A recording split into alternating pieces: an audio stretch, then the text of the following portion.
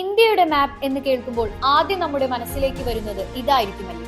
എന്നാൽ ഇന്ത്യക്ക് പരമാധികാരമുള്ള യഥാർത്ഥ അതിർത്തികൾ അടങ്ങിയ മാപ്പ് ഇതല്ല.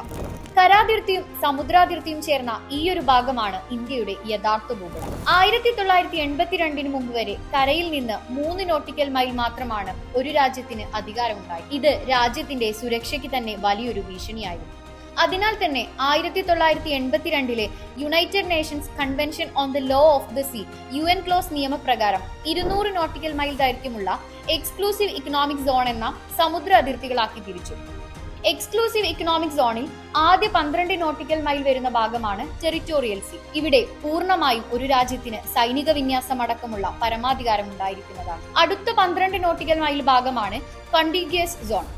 ഇവിടെയും കസ്റ്റംസ്, ഇമിഗ്രേഷൻ തുടങ്ങിയ അധികാരങ്ങൾ ഉണ്ടായിരിക്കുമെങ്കിലും ഇതിന് പരിമിതികളുണ്ട്. എന്നാൽ 200 നോട്ടിക്കൽ മൈൽ വരുന്ന ഈ പ്രദേശത്ത് ഏത് തരത്തിലുമുള്ള മിനറൽ എക്സ്പ്ലോറേഷൻ, മൈനിങ്, റിസോഴ്സസ് തുടങ്ങിയ കാര്യങ്ങളിൽ ഒരു രാജ്യത്തിന് സമ്പൂർണ്ണ അവകാശം ഉണ്ടായിരിക്കുന്നതാണ്.